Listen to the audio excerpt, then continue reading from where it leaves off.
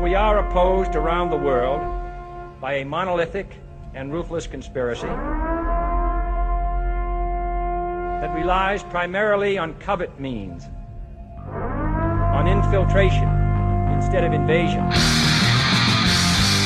on intimidation instead of free choice, on guerrillas by night instead of armies by day.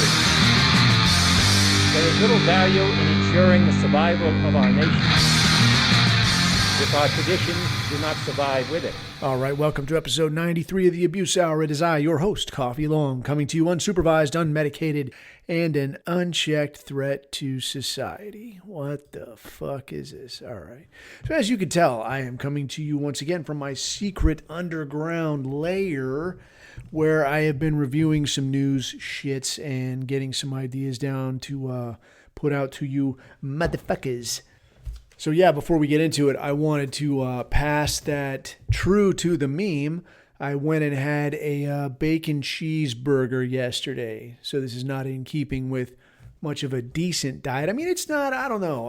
I tried to go to a good place. I went to like a proper restaurant, paid a metric fuck ton for what should have been a good burger. I don't think you can ever really tell what's going on back there, though. I mean, it could be anything. It could be a quality burger. It could be mesquite oils. It could be all this shit.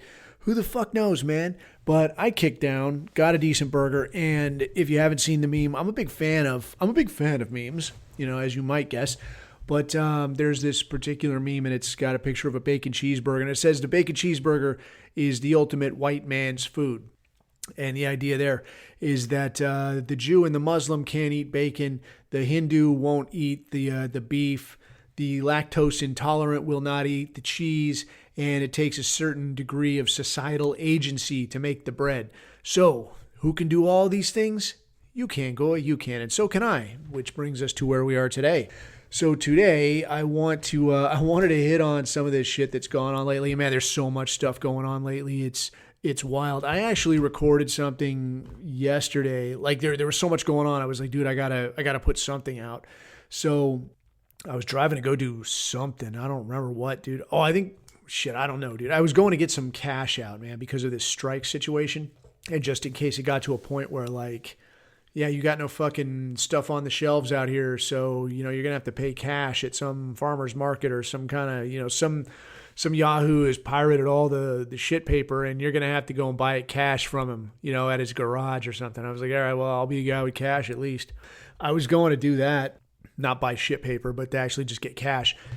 And I recorded an episode. It wasn't very good, man. It was, sometimes I can get a good rant on, but there was so much shit going on. I felt like I couldn't keep all my ducks in a row, there's so many things going on, man. So there's like this longshoreman strike situation.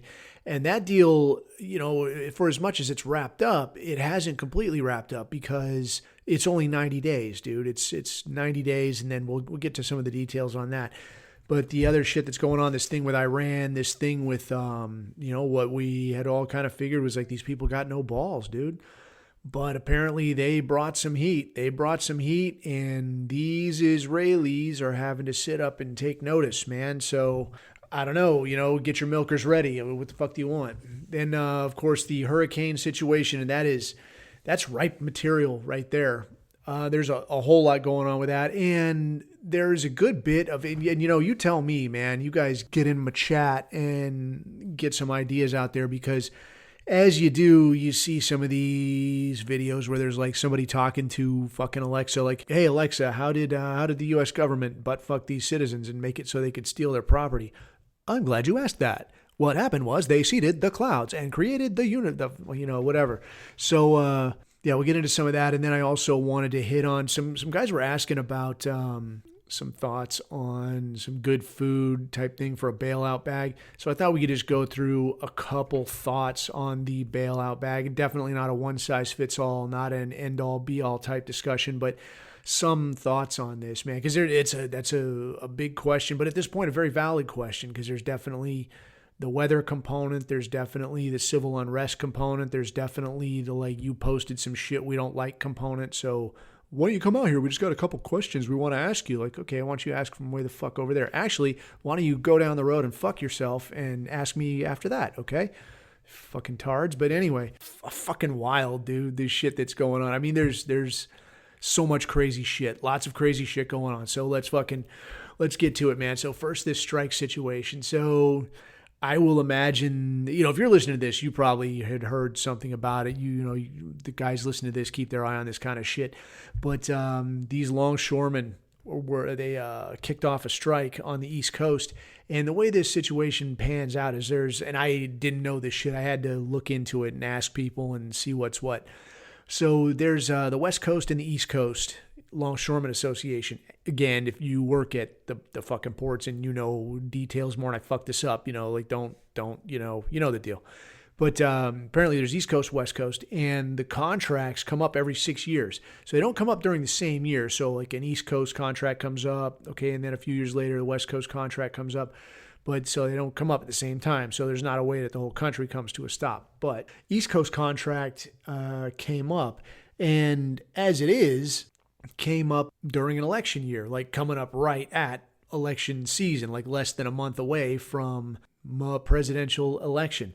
So this put the people in charge in a pretty sticky situation, right? Like they got to do something, and they got to do a serious piece of tap dancing. So what essentially was going on was the Longshoremen's Association wanted a pay raise. And as I understand it, I talked to a guy that isn't in the union, but a guy that is involved some kind of way with some kind of people, not like a fucking gangster or something, but I mean like works in these capacities and understands how the union shit works. But he's talking about these guys apparently were making like $25 an hour starting out, and then whatever the next levels and so on from there. So when I hear it at first, I'm like, $25 an hour after the man takes his cut, that's not very much, dude. But then the dude goes on to tell me like the way that union wages work, and if you work in the union, you're not making shit. Like, I don't mean you, dude. I mean, this is as I'm understanding it.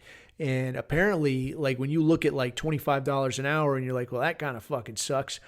But then this particular union has got some pretty sweet extras on top of this, whereby like if you work overtime, that's, whatever, time and a half, or you work nights, that's time and a half or double time or whatever. If you work through 2 meal periods, so say you get there and you work, through lunch, not like work through lunch, you stop, have lunch, but then continue working, and then you work through dinner.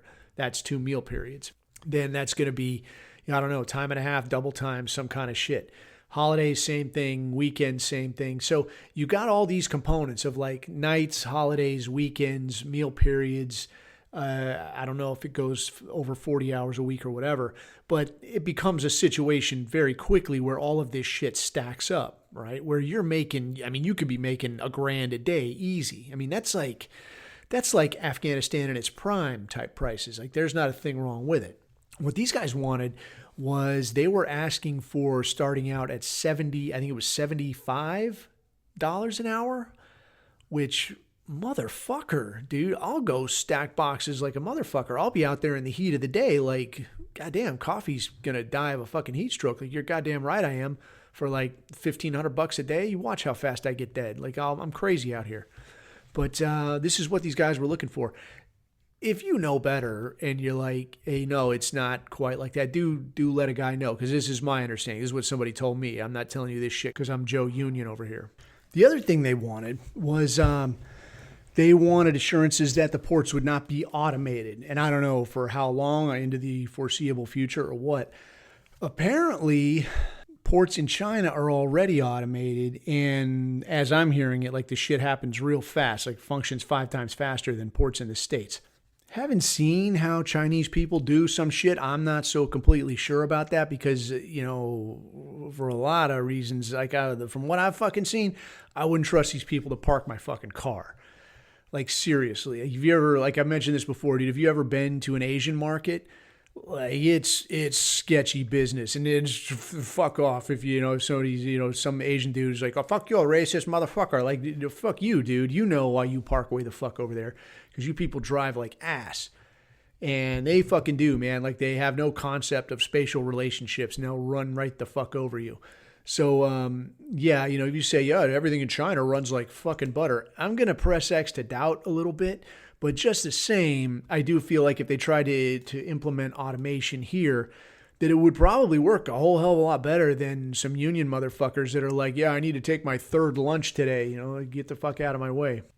So that's where it has been. And I guess they reached an agreement, some kind of an agreement. They landed on like $66 an hour, and it's not starting straight away. I guess it's, I don't know, like it gets there eventually. It's, graduated or some kind of shit.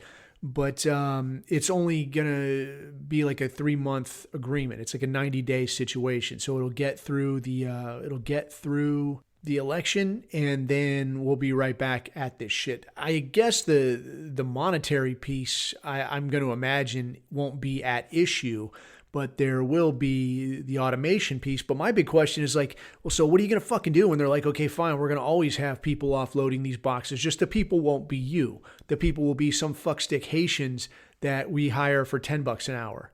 Then what? Then what will you do? And you'll be like, well, I could be the technician on the automated shit.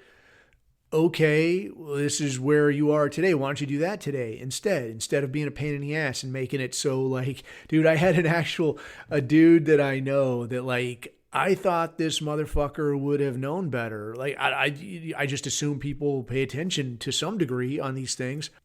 And the dude called me like after the strike had already started, like it had been on for like a day and a half.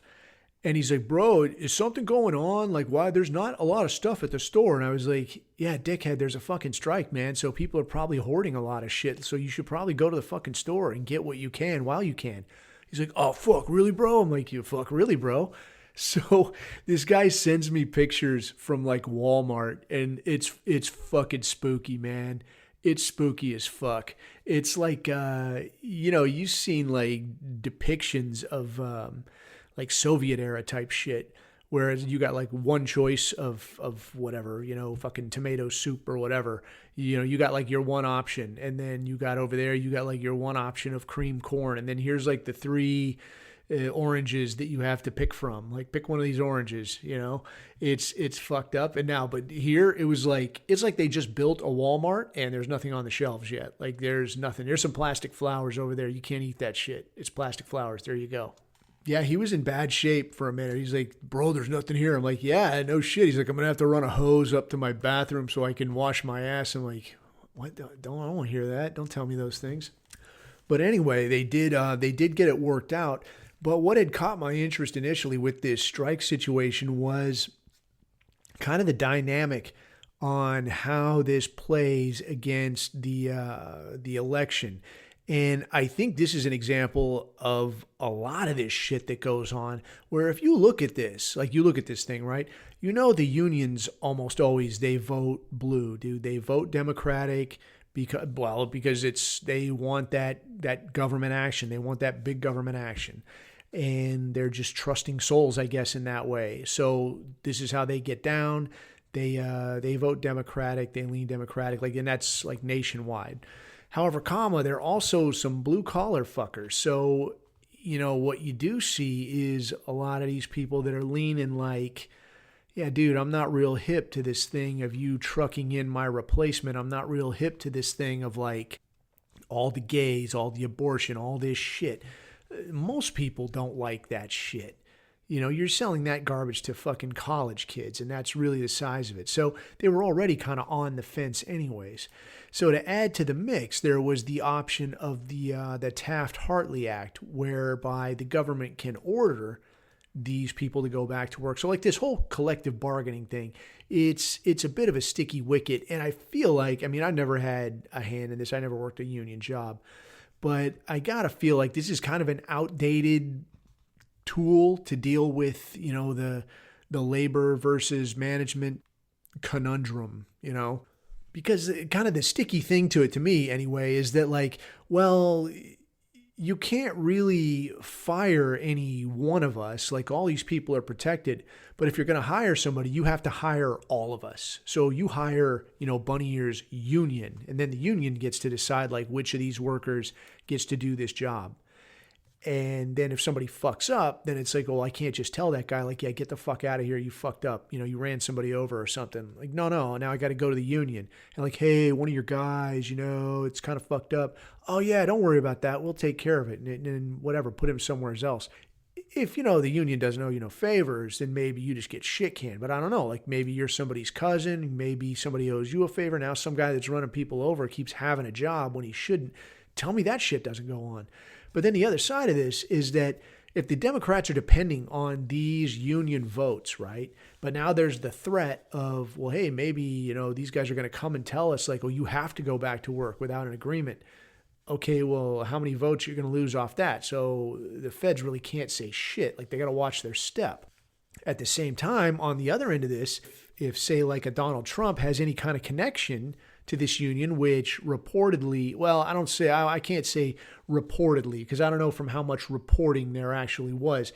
There's some speculation and there's some photo taking.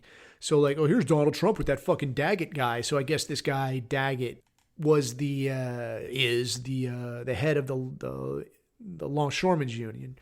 And this guy is like, I saw like just a still photo of him and I was like, oh, look at this nice fella. And then I like push play on the video and he's got like a shaved head and this little white goatee and this big fucking gold chain and these fucking Cartier glasses. Like the guy looks like he just signed his fucking NBA contract. He looks like a fucking rap producer or something. And he's like, you watch when my men get out there in the street, you're going to recognize how much you need my union. You're going to recognize we ain't got any food on your shelves. That's what you're going to see. You're not going to see any food. You happy with that? Is that what you want? Yeah, you're going to want to come back to that bargaining table. And everybody's like, this guy's a fucking asshole. And then even like Elon Musk posted a picture of this guy's boat. And he's like, he posted, I don't know what this guy makes, like $900,000 a year or something. And I don't know, like a couple $1 million bonus every time somebody doesn't break somebody's legs or some kind of shit. But apparently the story I was hearing was that this guy beat a racketeering or a RICO charge because the key witness against him got found dead in somebody's trunk. So it's like, yeah, this guy is not your regular Joe businessman, a kindly older fellow just sort of doing his thing for the community. But now if you're a Trump, now you can go to this guy and go, hey man, why don't you just like be kind of a pain in the ass about this and like don't agree to nothing, like stretch this out. Like if you guys strike for a few days, it's going to piss everybody off at those people. And it's going to help me and then you help me and I'll help you. So there's just no telling. When, say, Trump gets in there, like, is there a favor that's owed? Was there any kind of deal like that in the first place? I don't fucking know. I'm just saying, though, it lends the possibility. Yeah, like it does create that perception that, like, man, there's more going on here than just, like, some guys who want to get paid. What I do feel pretty sure about, though, is that whatever happens, there's going to be a lot of people with a lot of money that do okay, and it's probably the guy that's just unloading the boxes that through some permutation of donations and requirements and fees and dues and what have you, that guy's going to keep getting it in the ass. So like, yeah, your pay ain't really going to go up as much as anybody hoped it would. You're just going to keep, doing what you do, and it's going to be everybody else. People with Cartier glasses and gold chains, they end up sitting real nice while you end up sitting there with your dick in your hand. Hooray, hooray. But the thing I found interesting, I guess, by way of comparison on this strike thing was I remember back there was, and I don't remember what it was about. I can't remember the details, but there was some kind of a strike type situation in Russia. And I saw a video, this was like a couple of years ago. And Putin has got these two motherfuckers in his office. And I don't know, like, how bad do you got to fuck up? Because that's a big fucking place. And now somehow you find yourself in the president's office. Like, what the fuck is going on? But he's got these jamokes in there and they're sitting there like whipped children, man. And they're like, oh, fuck, we just fucked up. And he's chewing these guys' asses on fucking camera. And he's like, look, I don't know what is wrong with you. There's people that need things. There's people that got to work. There's people that need whatever it is they provide. And here's you two fighting about this, that, or the other thing. We're going to get this settled right now. I have the contract. It's right there. You're going to sign it and you're going to sign it. Got a problem with that? And they both just sit there like, eh. So he puts it in front of him. He's like, sign that. And the guy signs it. And I mean, like, talk about getting strong-armed, right? And he signs it, and he gives him a little more of an ass chewing, like, I can't believe I have to do this with you people. We're not doing this again. You understand me? And they're like, okay. Give me back my pen. And the guy hands him his pen back. Get out of here. So I was like, damn. So, business is handled. But I mean, you could say like, oh, that's fucking dictatorship. But god damn it, it keeps the fucking trains running on time, right? So I don't know. I mean, I think we've dick danced around enough with this, like, oh, let's all just let the market take its course kind of shit. Like we could really do, I think, with a bit of the strong arm, with a bit of saying like, all right, look, shitheads, this is how it's going to be. I let you fuckers dilly-dally enough. Now we're going to start doing things properly. Good enough, all right? But, who the fuck knows? I mean, we are kind of going that way, except we're going that way where everybody just has to be gay now. Like, you have to be gay. That's the new rule, everybody. Haha. Yeah, enough of that shit. So let's move along to this Iran situation. This Iran and Israel thing, this is tip top, man. This is drama at its best. Like, I'm not even looking for some kind of show to watch, in the 5 minutes downtime that I ever get, man. I go right to Telegram and like, what's going on, man? Who the fuck got bombed? Who got fucked up? Who's talking shit now? It's pretty great, dude. I'm not going to lie. So I'm not going to pretend that you're not somewhat keeping up on this thing, but kind of in the broad strokes.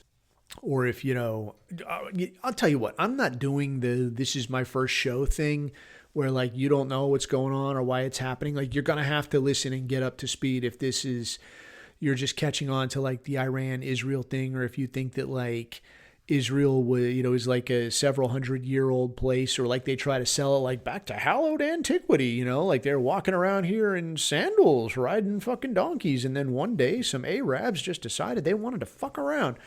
No, if you think that, there's probably other shows that, some training wheels type material that can get you up to speed. This ain't that. But as it is, man, Iran, where everybody, including me, was talking about these people got no balls, man, no fucking balls at all. They're not going to do shit. They uncorked a whole box of whoop ass and put the fucking wood to these Hebrews, man. Like it was a piece of work to watch. I'll tell you what, it kind of, some things you see, man, like good advertising, I guess, if you will. Like sometimes you see an image and it just kind of sticks with you, or you hear something, it just kind of sticks with you. And some of what I saw in some of these Telegram videos with these people watching the missiles fly over from Iran to Israel, it was, I don't know, I don't want to say moving, but it was iconic, I guess is the word. And I mean, again, dude, like, I don't want none of these motherfuckers living in my neighborhood. Like, don't fucking come here. But I'm watching what's going on there, and I'm like, damn, because I'm never going to say, like, oh, yeah, just bomb fucking kids. Just bomb non-combatants, blow up their fucking buildings. I'm not going to say that's not fucking cool at all. So when I'm seeing this shit, and there's this video of these people out in the street in Gaza, and I mean, these people are fucked up, dude. I mean, it's rubbled. It's rubbled as fuck. And it's like the middle of the night. Their buildings are busted up. It's all these kids out there, like in their dirty ass feet and their broke ass clothes. And there's some people with a limp on, and they're seeing these missiles flying overhead. Like you look right down the street and there's these missiles like sailing. You watch it like at the end of the street, man, and they're sailing across the street and headed for Israel, man. These people are yelling and cheering, and you're like, God damn, dude. Like how, like that's like one of the best days of those people's lives for all the longer their lives might last. That's going to be a good fucking day that like I was out in the street and watched the missiles go over to finally put one across the fucking eyes on these fucking Israelis, dude. And I mean, Christ knows they've had it coming for a long goddamn time. But, so yeah, Iran launched 180 missiles and they apparently made some real solid hits. As I'm understanding it, the story is that they hit Mossad headquarters. So if you're talking any shit in any kind of like any of the chats or Facebook or the gram, and you're not getting as much feedback as you used to, I'm going to guess that's probably why, dude, because maybe like Unit 8200 took one between the eyes and like, oh yeah, dude, we don't have people to fucking post no more. I guess actually nobody actually got killed. They didn't kill anybody on this thing, man. Like they gave like 12 hours heads up or some kind of shit. They're like, hey, we're sending fucking missiles. So they called the U.S., as I understand it. They called the U.S., I think it was, I want to say Jordan and probably Saudi, and said, hey, we're launching this shit, and gave them time to clear out, which to me is like, well, it's kind of bizarre, but again, I could see the logic, but we'll get to that. So they made a lot of fucking strikes. They hit, as it's being put out, hit Mossad headquarters, hit one of the airstrips. It starts with an N. I can't, it's like the N airstrip, right? It's the N Tower airstrip. But they hit this airstrip, and I guess this is the one where the U.S. flies their weapons in. So flies in weapons to deliver to these assholes to keep wreaking havoc across the region. So that airport is gone now. So hooray, hooray. They hit, they hit a whole bunch of stuff. I guess a whole bunch of radar type shit, listening type shit.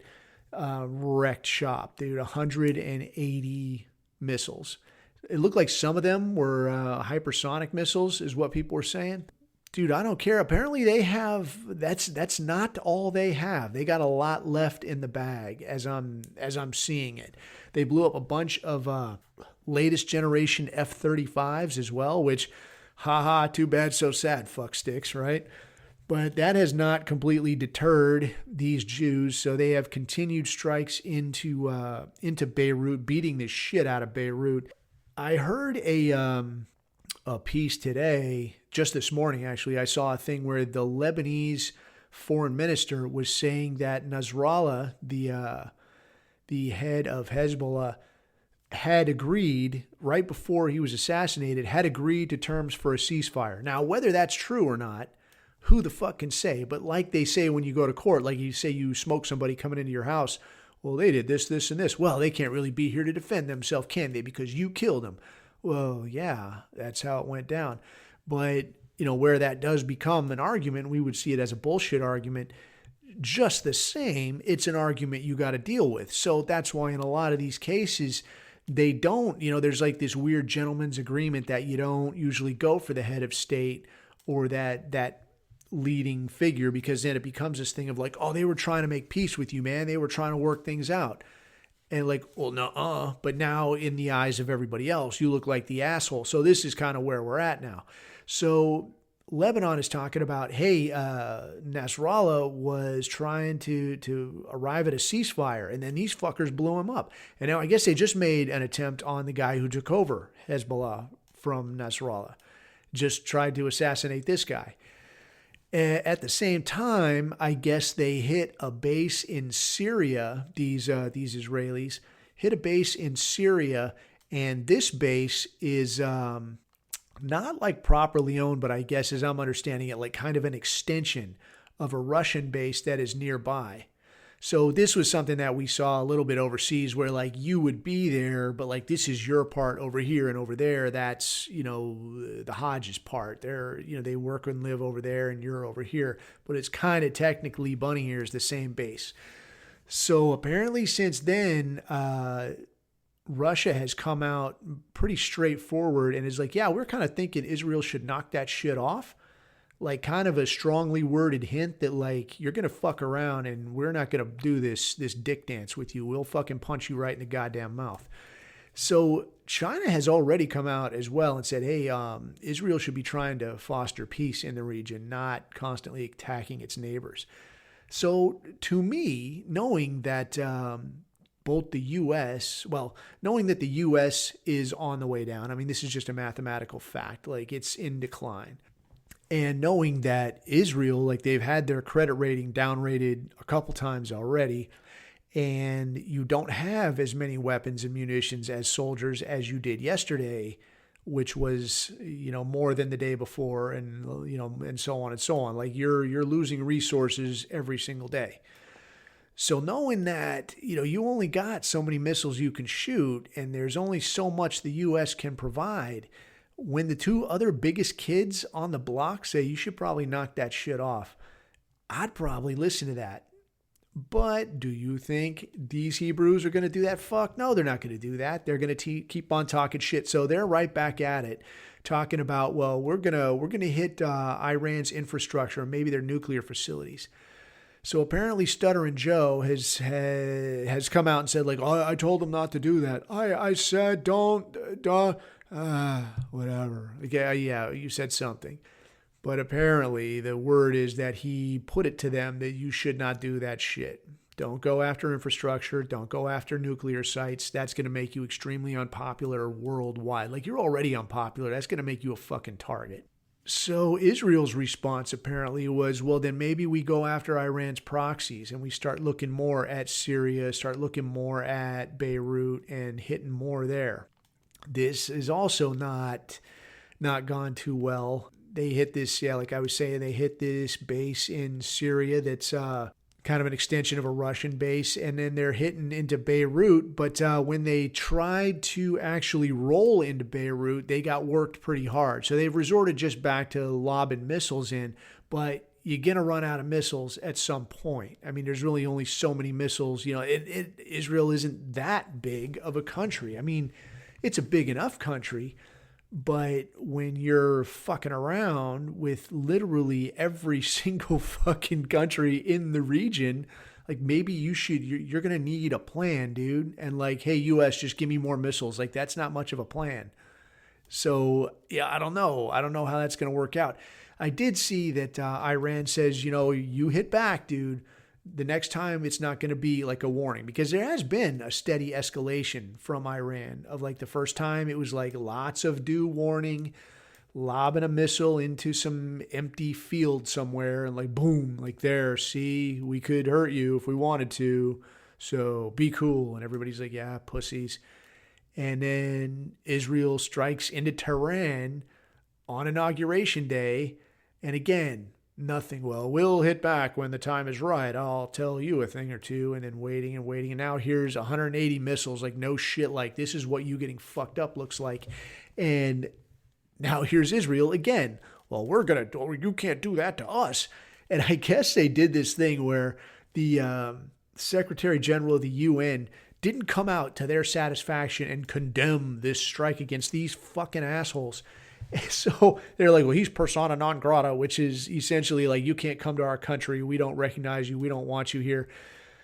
Okay, who gives a shit? Like, if you were gonna go to Israel to hang out, like, who the fuck would do that? Like, no, I don't think I will. So most recently, in the shit talking escalation, the IRGC, the Iranian Republican Guard Corps, whatever, says that, in regards to Israel running on about, we're going to attack their proxies, we're going to attack their infrastructure. They say, we'll target all your energy sources, installations, and refineries and gas fields. So basically, like, they only hit military targets last time, and they didn't target any people. So now they're talking about, if you keep this shit up, you keep fucking around, all right, we will hit you fucking hard in a way that's going to hurt all your people. Like, your citizens. It's going to be energy shit. It's going to be refineries. It's going to be gas fields. You're going to be very, very unhappy. So me, I don't know, man. I don't see, this is the thing, is the way that Iran has escalated has been very progressive, very slow. So when they do hit, it's going to be like, everybody around is going to be like, what the fuck did you expect, dude? You guys keep fucking with them. You said you were going to steamroll Gaza. You steamrolled Gaza. You said, you wanted my hostages, and then you went to fucking West Bank where the hostages aren't, the bunny ears hostages, whatever.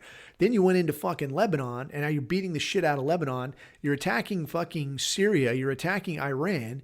What happened to the fucking hostages? What about that shit, dude? Because that was what we heard at first. That was the first song and dance.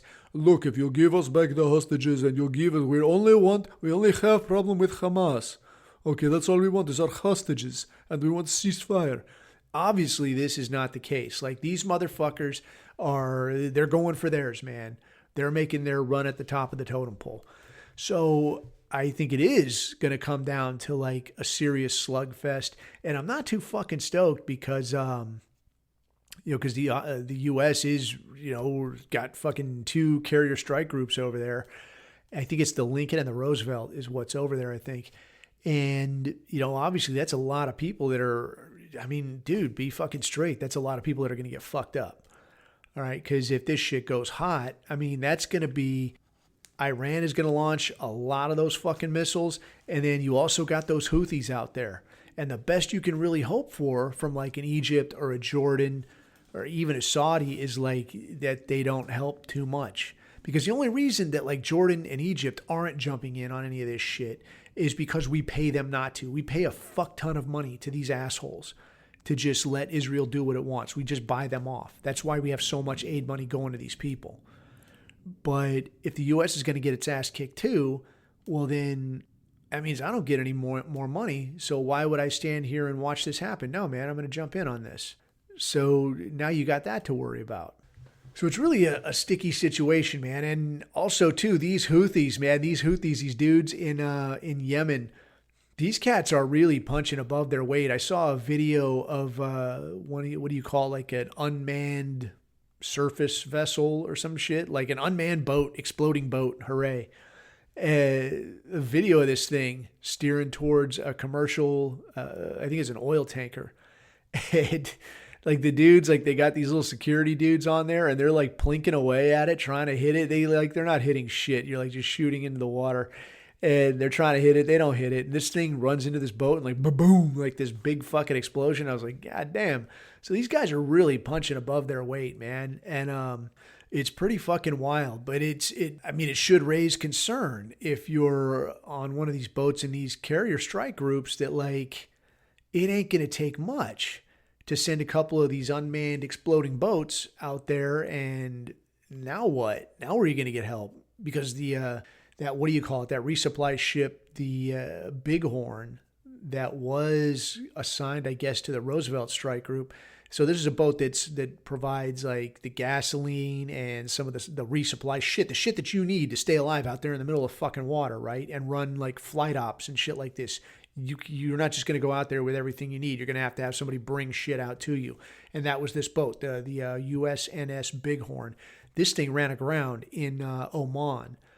And I guess like when the bright side of it is, well, it didn't rupture any of the container compartments. So like the oil's not leaking into the water. Okay, that's good. If that's the good news, what's the bad news? Like, yeah, I saw like a little video of it and there's water leaking into this fucking thing. Like that's not the thing you want to see on a boat is water like pouring in like, oh.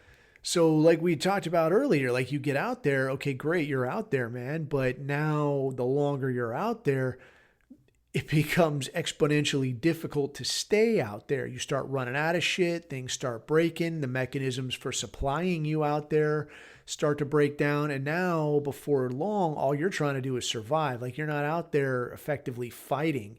You're just trying to stay in one piece. So it gets complicated fast. So at that point, like, what good are you? Now you got to just leave and come home. And where does that leave your bunny ears greatest ally? Leaves them with their dick in the wind. Ha ha, ho ho. Have a nice time. Which reminds me, I saw this clip of fucking Lindsey Graham. Dude, that is a gay motherfucker, dude. That dude is 1,000 shades of gay. And they're interviewing this guy about, the flooding and like the hurricane shit that's going on in North Carolina. And this guy's, yeah, it's terrible, and down here in South Carolina, we're losing sleep and we're trying to get resources together, but think about how hard it is for our friends in Israel, our allies over there in Israel. Think about what's happening to them. He's actually fucking saying this. Like this guy is like, you just pivoted from like, yeah, your countrymen are fucking drowning and not getting any help. You could be using this as, kind of a springboard for like, yeah, these fucking Democrats. Can you believe these fucking assholes? You could do that, but what do you do instead? Well, yeah, that's well and good, but what about Israel? Well, what about Israel, motherfucker? Why don't you give them $8 billion? Oh, yeah, because we just fucking did, right? So why don't you shut the fuck up? Like, take the dick out of your mouth for 5 fucking minutes. And, I mean, goddamn, guy. Anyway, that guy fucking spins me up like no other, man. I can't, I just hate this shit. Like, between the gays and the degenerates and the fucking, just the Israel shills, it's maddening, dude. And I can't, you look at the fucking news, dude, and it's like all of this shit is just de rigueur. It's like, oh, yeah, yeah. You paid a lot in taxes, bro. Like, you don't really get shit for it. Like, oh, yeah, make sure your suspension is up to date because the road is fucked up. And, good luck being able to ever afford anything in a house. Get the fuck out of here. And Better hope you don't get injured because, yeah, you have insurance that you can barely afford. But on top of that, you're going to have to kick down to the hospital because we ain't paying that whole thing, boy. So, like, it's just such shit, dude. And it's supposed to be like, yeah, this is normal life. This is just, this is everyday living. It's fucking crazy. It's maddening. I digress, dude. Anyway, moving along, man. This hurricane deal, this thing is pretty fucked up, but I think does go a long way to demonstrating why a minority woman has no goddamn business deciding on anything other than. I don't think they should be deciding on anything. I think we'll just leave it right there. So this thing, man, long and short, this Hurricane Helene started up through the Gulf Coast, moved straight up like through Georgia, through Alabama, I think it hit some of Alabama and some of Florida, but it didn't look like, from what I've seen, it didn't look like it fucked those things up that bad. And it didn't look like it got too heavy hitting until it got up towards northern South Carolina, western North Carolina, and eastern Tennessee. And it just unloaded, I guess. So that's all very weird to me, but long and short, there's towns that ain't there no more. There's something, I think it's a town called, I want to say it was Chimney Rock. Like the entire town is just gone, like off the fucking map. Like, see you later. There's the town of Asheville, North Carolina, that I guess I've heard people describe as like the San Francisco of the South. If there is such a thing, I don't know. It's, if that is the case, it might be for the best to just rinse it and start over.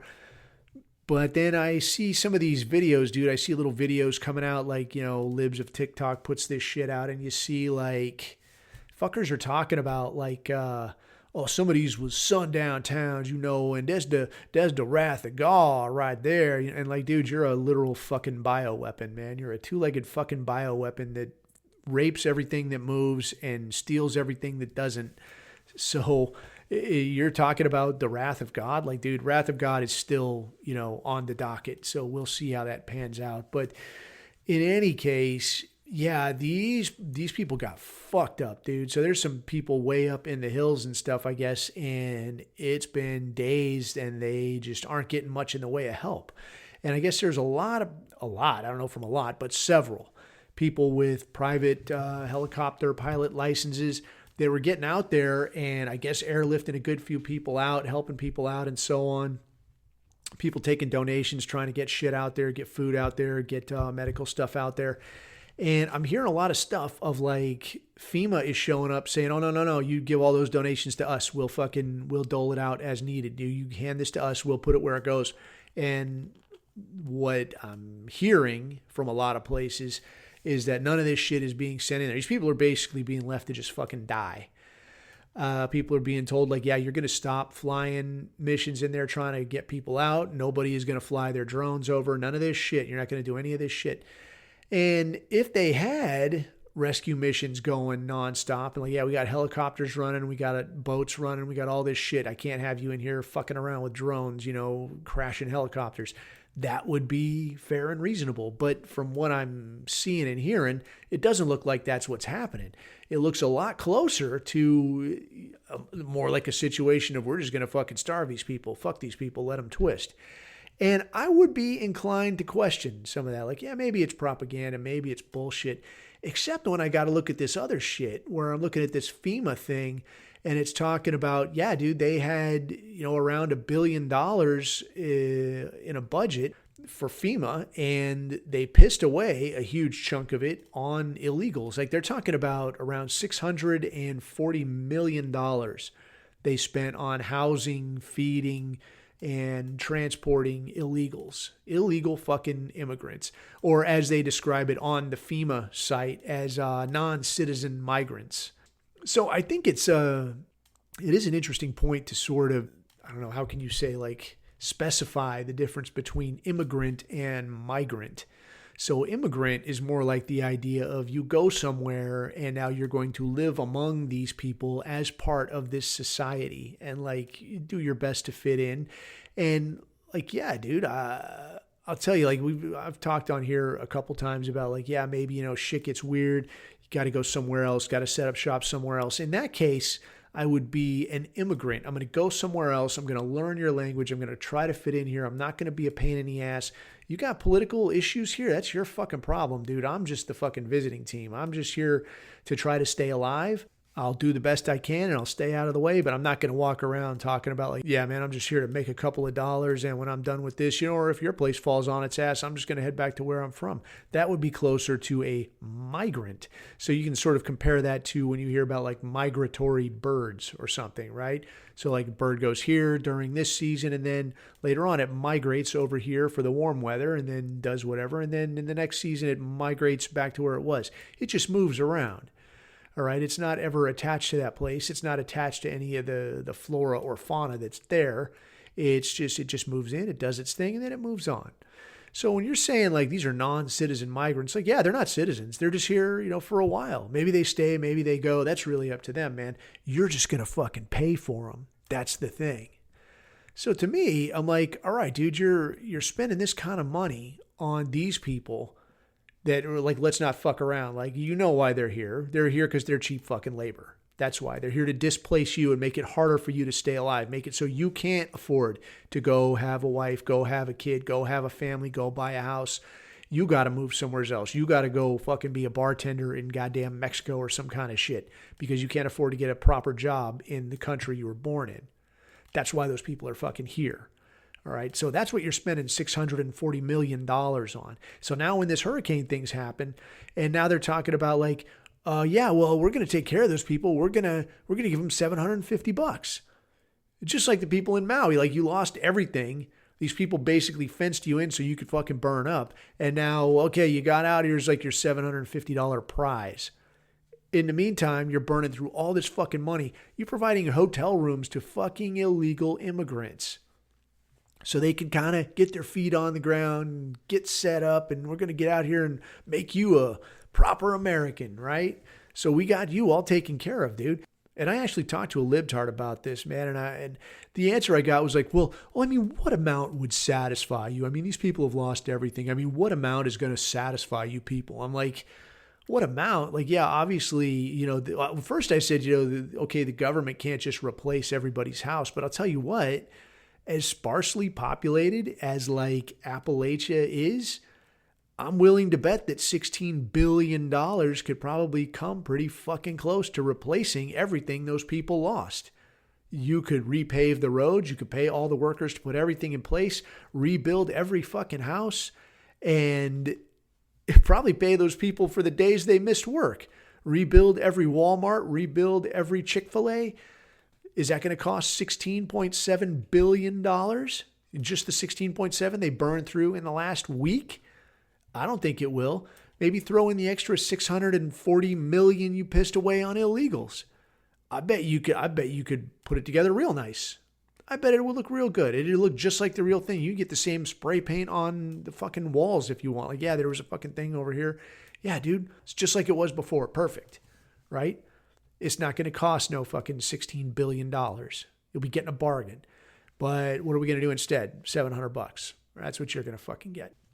So on the more on like the conspiracy side of it, I had seen some things. I saw a couple videos. Somebody sent me a video that was talking about like, yeah, did you, if you ask Alexa, like, how did that hurricane do that? Or what did the government do to make the hurricane go where it went and do what it did? Because apparently, and I ain't no fucking hurricane expert, but apparently hurricanes don't usually go up that, whatever corridor. They don't usually hit that part of the country, but this one did. And the speculation was that there's a lot of lithium deposits there that people want to get their dick beaters on. So like, yeah, all we got to do is get rid of these people. What's the easiest way to do it? I don't know. Send a fucking hurricane. I don't know how accurate that is. I mean, I again refer to Edward Snowden. Like, oh yeah, the government's listening to every call you make. They're storing every email you send. Oh my goodness, my gracious. Surprise, surprise, fuckstick, they are, So yeah, that's a very valid concern. So if you hint to me that like, yeah, this is possible. So we know that there is some degree of weather manipulation possible.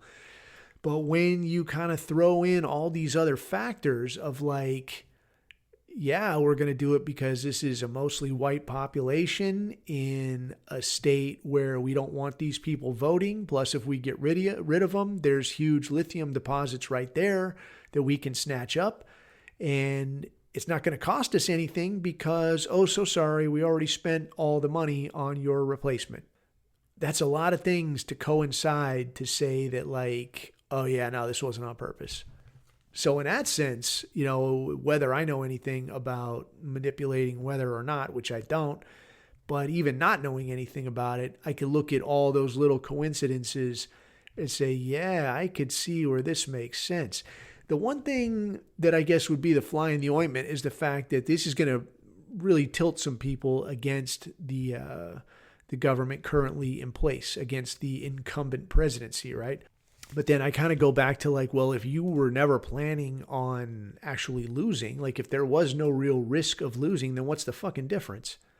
And plus, if there's something crazy that happens during this whole next election, this little situation right now, this strike, like the Iran thing, the billions to Israel and Ukraine, these people drowning in the fucking mountains, you're going to forget all of that shit. If shit gets hectic, like say January 6th times 5, you won't remember this. Like, you won't remember we ever even talked about this. It'll be like, poof, like it's fucking vanishes. So kind of attached to this hurricane situation, there were some guys in the chat that were throwing some ideas around about like bailout bags and long-lasting food type things. And I'll tell you, man, like, I ain't Mr. Prepper by a fucking stretch, dude. Maybe compared to people that like legit live hand to mouth in like a small apartment somewhere than I am, whatever. But compared to a lot of cats that are out there, like I'm just a guy with a few extra things. But what I'm kind of seeing of late is that you almost kind of have to start looking at like, I got a plan for shit to get weird. And I guess the thing is that there's not really a way to say exactly which direction shit is going to get weird. So like I said before, man, it seems like there's probably going to be something that goes wrong. It's just hard to say at this point, like what direction is that going to go? Like what's going to be the thing that goes wrong? Is it going to be a pallet of bricks dropped off in your neighborhood and then a bunch of Haitians dumped off at the bus stop? Like, okay, that means I need to leave. Is it going to be like, I don't know, a strike 3 or 4 towns over, where, I don't know, some shit burns down, or it's best to just hunker down and wait for shit to pass? I don't know. It's hard to fucking say. Is the state that you're in going to come with a bunch of crazy ass gun laws? Or are they going to make it illegal to be a white dude? In that case, I would haul ass yesterday. Like you just can't tell what's going to come down the pipe. So in terms of like bailout bag and food, like food that you could store either to eat at your house or food that you would want to take on the run, there's a few considerations there. So one, I guess the way I would start thinking of it is what's my situation? Like you got like your version where you stay and your version where you go. All right. So there's like the bailout and the bail in, as some dudes call it. So talking first about the situation of staying in place, like where you are, the best way that I had heard to look at this is like when you go to the store, you just pick up a little extra of the shit that you usually get. And talking here about shit that will stay for a little while. So things like cereals, things like oatmeal that's in its own little vacuum sealed bag. And I'll tell you something about these bags too, man. When they vacuum seal this shit, like how you get like a bag of chips or something, right? And it could sit there for a fucking week. But then it's when you open it, that's when like a few days later, they're like clang. Now they're like stale, right? That's because the air that's in there, it's not air. It's like a higher content of nitrogen. So that's the reason that it doesn't go wrong in the bag. And it's the same thing with a lot of these cereals and this kind of shit. There's not the oxygen. There's not the higher oxygen content in there that's going to let it go bad. So a lot of this shit, like you get some oatmeal or something and you leave it in that fucking bag or in that sealed container or something, then it's going to keep in there a good long while. It's still got an expiration date on the outside. If you keep it closed, a lot of times it can go well past that. I would, looking at stuff that you pick up, I would try things out individually, like right when you got it, like write down on the package, like with a magic marker. So like the shit that I got stuff stored in, I got like a magic marker right there. So when I get it, I just write on there like what month and year I got it and then I throw it in there. So now I'd go and check it once in a while, and I look at like what's coming up on, what's almost to expiration, what's a little bit past expiration. I just take that shit out. I go use it tomorrow. And now the stuff that I just got, I put up there, in place of the stuff I just took. I ain't doing this with everything. All right. Like I don't have like an entire monster pantry somewhere with, a ton of stuff, but like a few things, enough to keep you up and running for maybe a month or so if you can. All right. That's not that much of an ask. So in that way, you got like a good store of food where you could just stay where you are and get by for a while. This also means that you got to have a way to cook. You got to have a way to prepare some things, all that kind of shit. So whether that means wood, whether that means gas, whatever the fuck that means to you. All right. If that means you got like some kind of pedal power electricity generator and you're going to use that to power a microwave, do that shit, but have that shit set up. And you got to test fire this shit. You got to test fire this kind of shit before you put it in play. Like don't find yourself doing something for the first time when it's, oh fuck time. That never works out well. All right. So the other piece of this is the long-term thing. And I'll put this, I can't remember if I put it in the chat before, but there was an article by a Yugoslavian guy that was around during the 90s, during the no shit hits the fan scenario. Like all the power stopped. There is no authority. It's law of the jungle out there. And this guy was talking about some of the things that he had, some of the things he wished he had. So this guy got lucky, got his hands on a shit ton of booze, and he said he could use that to treat injuries and to trade with people for different stuff. Bic lighters he was talking about was a real big thing. And then other than that, man, just keeping your mouth shut and paying attention to what you do, what you say, how you interact with people. Like you got to be very, very fucking careful. So when you start getting shit together, like don't advertise to people like, dude, I got all this shit. It's so fucking cool. Because if shit goes weird, they're going to show up at your house. And sometimes it might be like, bro, I just need a little help. I just need some aspirin, or I just need some whatever the fuck, dude. Antibiotics. My kid's got an ear infection or whatever the fuck. They show up asking for something small. It might be them and 10 other dudes show up and like, hey, your shit's our shit now. Sorry, dude. Like you cough it up or I could smoke you. It just has to be this way, man. I'm sorry.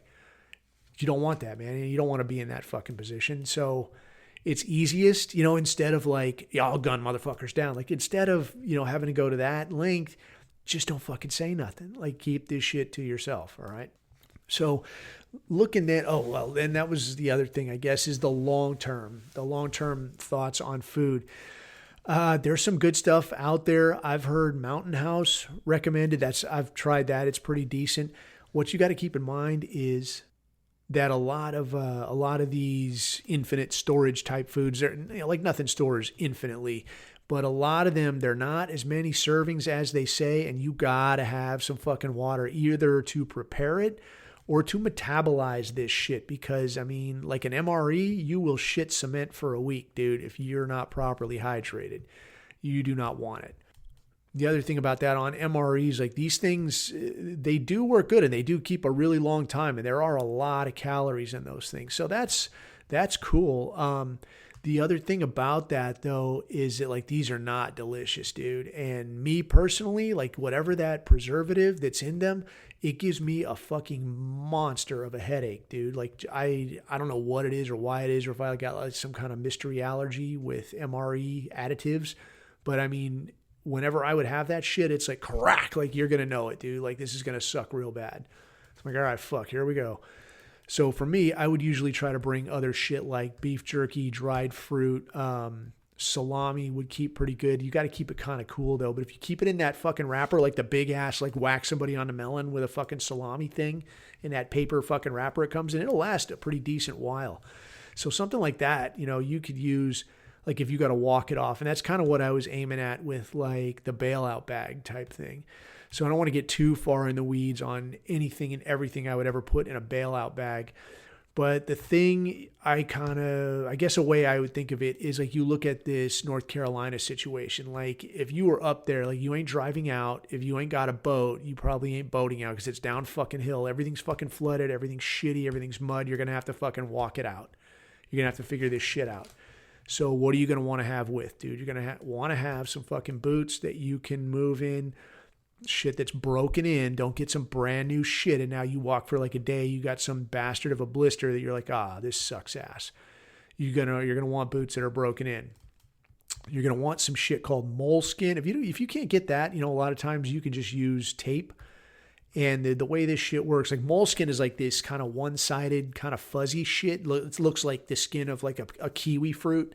And you cut a hole in it and you put that over a blister, and now it'll be like, I don't feel that blister no more.